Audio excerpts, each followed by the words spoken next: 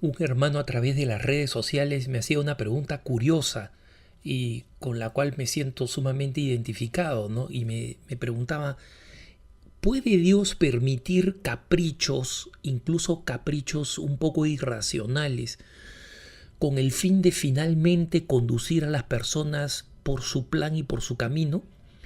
La pregunta puede parecer un poco complicada, pero les comparto la historia que este hermano me comparte. Me dice que un muchacho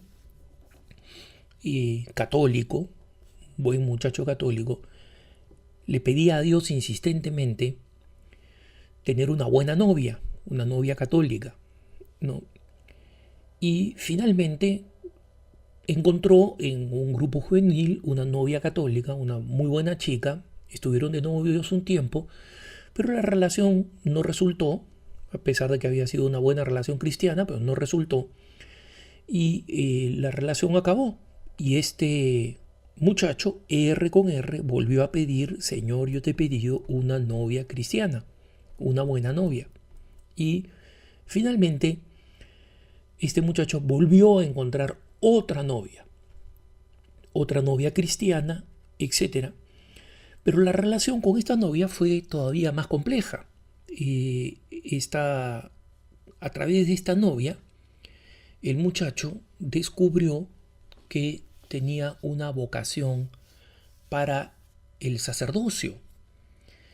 Y este muchacho que me escribe, que no es el protagonista de la historia de las novias, sino un amigo, un observador, digamos, de este fenómeno, me pregunta: mira, este muchacho finalmente encontró su camino al seminario, pero lo encontró de una manera extraña, a través de novias católicas que él pidió al Señor. El Señor de alguna manera se las concedió y le concedió pues un capricho, porque ese no era su camino. Finalmente, porque este hombre pidió R con R, una novia cristiana, no le dio una, sino dos, y finalmente encontró su camino. La verdad, hermanos, es que los caminos del Señor son misteriosos. Y la pregunta es si el Señor puede conceder cosas que nosotros consideramos a nuestros ojos caprichos. Sí, los puede conceder. ¿Por qué? Porque el plan de Dios funciona de forma profundamente entretejida, misteriosa, pero profundamente entretejida con nuestras características, con nuestras condiciones humanas y con nuestra historia.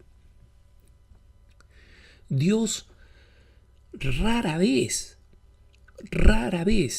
desciende de una manera radiante, rutilante, potente, luminosa, para interferir en nuestra vida y decirnos: esta es tu vocación. Rara vez. Normalmente, la manera como Dios actúa es a través de los acontecimientos cotidianos de nuestra vida. Y Dios y su gracia y su plan de amor se insertan en nuestra vida y van hablándonos discretamente a través de los hechos de nuestra vida.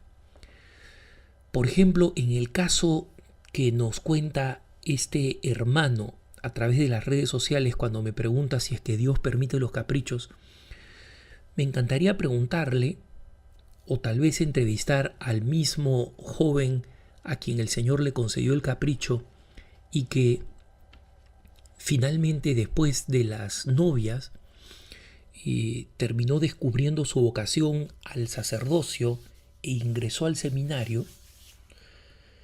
Me encantaría preguntarle cómo sucedió, es decir, qué hubo en las relaciones con estas novias católicas que a él le revelaron que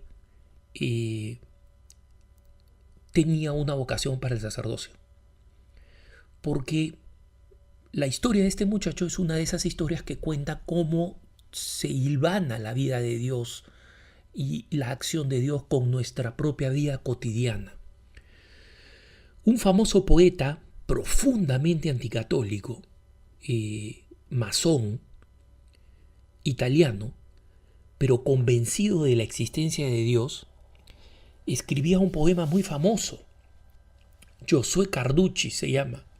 Y escribía un poema que decía: no esperes que un día Dios mismo descienda y te diga soy. No es Dios aquel que afirma su omnipotencia. No esperes que un día Dios mismo descienda y te diga soy. Es decir, se muestre a sí mismo, se revele a sí mismo ante ti manifiestamente. Te despiertas por la mañana preguntándote: hoy día debo comer tostadas o debo comer arepas en el desayuno, y Dios salta y aparece y te dice tostadas. Eso no va a pasar. En nuestras opciones cotidianas, Dios deja que nuestra libertad, que ha sido creada por Él, fluya. Pero en medio del camino va poniéndonos acontecimientos, personas sabias, individuos, circunstancias, eventos, incluso de la naturaleza, que van hablándonos y van presentándonos de una manera muy discreta el argumento de Dios. Es decir, qué es lo que Dios quiere para nuestra propia vocación.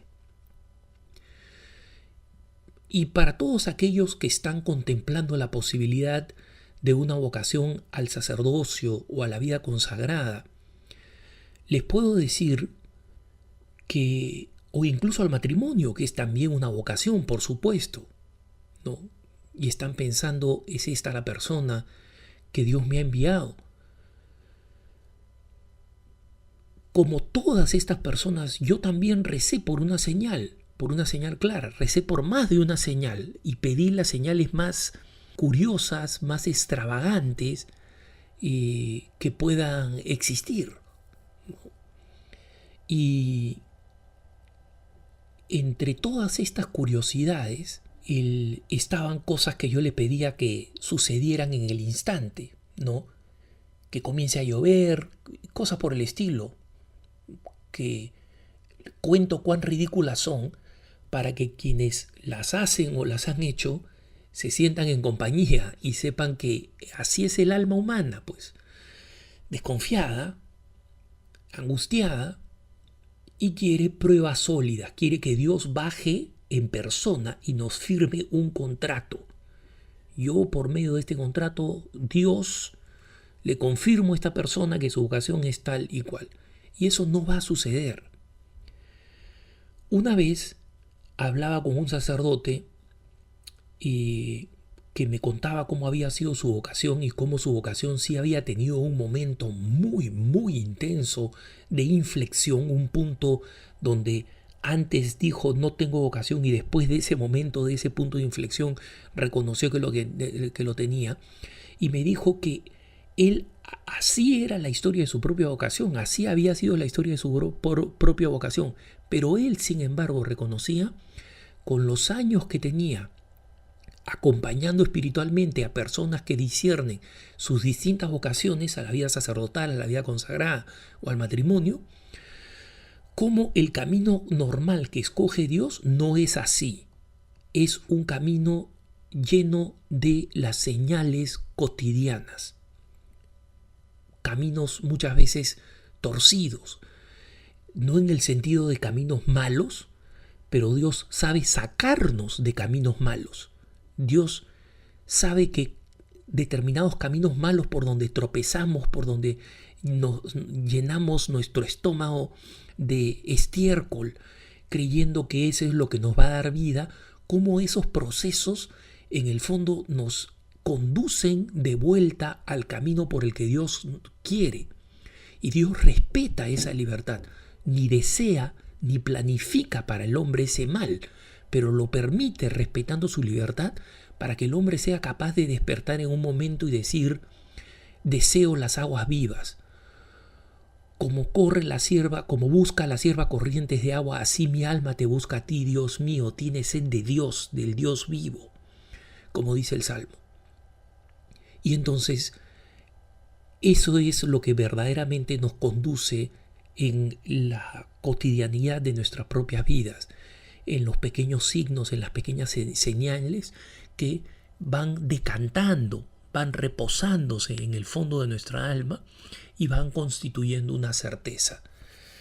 No es un gran acontecimiento, sino es la sucesión de varios acontecimientos cuando a lo largo de los eventos de la vida, con serenidad, decimos, el Señor me llama por este camino. Y muchas veces damos el paso sin tener la certeza, simplemente con la intuición, con la conciencia, con las probabilidades inclinadas a favor, ¿no? Pero justamente en la medida en que vamos dando esos pasos afirmativos en la dirección de nuestro camino, ese camino se va confirmando y consolidando. Así es, así fue el camino de mi propia vocación, así son los caminos habituales por los que Dios nos llama. ¿Descarto o descuento la intervención directa de Dios? No, la he visto y la he conocido en algunas pocas personas, como las que le comento. Pero lo que he visto centenares de veces, si es que no miles, en la vida tradicional del cristiano, es el camino sencillo y sereno en la que el plan de Dios se entrelaza, se entreteje con nuestra vida humana y va revelándonos cuál es el mejor camino por nosotros de una manera sutil y suave que respeta nuestra libertad. Que tengas un buen día.